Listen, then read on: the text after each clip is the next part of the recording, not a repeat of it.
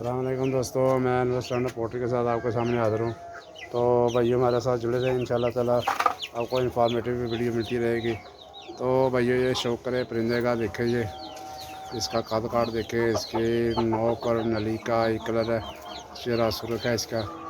تو ابھی یہ اس کے بال پورے نہیں آئے، انشاءاللہ تعالیٰ میں آپ کو دوبارہ وقت بتاؤں گا آپ کو جب تھوڑا 2-3 ماہ کا بڑا آیا۔ تو بھائیو آج کی جو ویڈیو ہے وہ ہے کہ جو مرغا ہے وہ اپنی نوک اس کی کیوں ٹوٹ جاتی ہے لڑائی کے دوران، کیا لڑائی کے دوران ٹوٹ جاتی ہے یا پہلے ٹوٹ جائے تو اس کا کیا حل ہے، تو لڑائی میں ٹوٹنے کی وجہ کیا ہوتی ہے۔ تو پہلے بھائیو اکثر ہوتا ہے کہ جو مرغا پنجرے میں بند ہوتا ہے تو وہ اکثر ٹھونگے لگاتا ہے پنجرے کے تاروں کے ساتھ، جالی کے ساتھ، اور اس کی جو نوک کے اوپر جو ماس ہوتا ہے نا وہ اکثر اتر جاتا ہے، پیچھے ہٹ جاتا ہے۔ وہ پیچھے ہٹنے کی وجہ سے اس کی نوک جو کمزور ہو جاتی ہے، تو کمزور ہونے کی وجہ سے لڑائی کے دوران یا تپنی کے دوران مرغے کی چونچ جو ٹوٹ جاتی ہے۔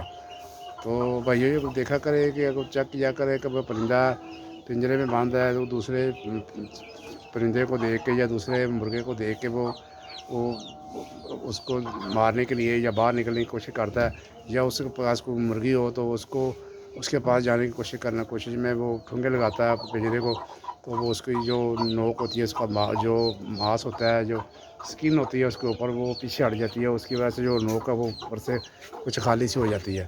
تو اس وجہ سے جو نوک ہوتی ہے وہ کمزور ہوتی ہے، لڑائی کے دوران یہ تپنی سے ٹوٹ جاتی ہے۔ تو اگر نوک ٹوٹ جائے تو اس کا کیا کرنا ہے، تو اس کے بارے میں انشاءاللہ آپ کو بتاؤں گا۔ اگر ٹوٹ جائے تو ناریل کا تیل لے کے وہ لگا دیں اس کے اوپر، اور زمین کے اوپر آپ نے اس کا جو دانہ دنکا جو کھاتا ہے وہ زمین کے اوپر نہیں ڈالنا آپ نے، وہ آپ نے ایک ڈبہ لے لینا، ڈبے کے اوپر کپڑا باندھ کے اچھی طرح اس کے اوپر کپڑے کے اوپر ڈال کے تو وہ اس کے آگے کھلانا ہے، وہ زمین کے اوپر نہیں اس کو کھلانا۔ تو اس طرح بھائیو جو